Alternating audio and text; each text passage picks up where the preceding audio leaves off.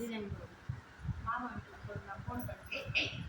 சரி சரி அழகா சிரிச்சு டாடி போட்டோ எடுக்கிறாரு. அடிக்கடி தான் சிரிச்சிட்டு இருப்பா. நீ ஏன்னா கை காட்டுற பாத்தி எந்த என்ன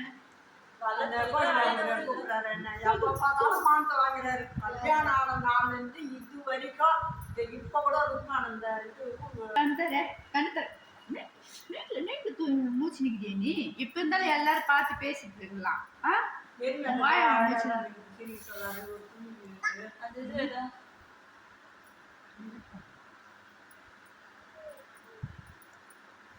யார் முடிஞ்சுமா தெரியல.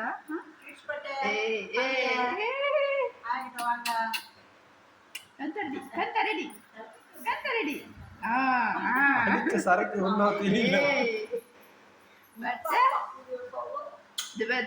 இங்க பாரு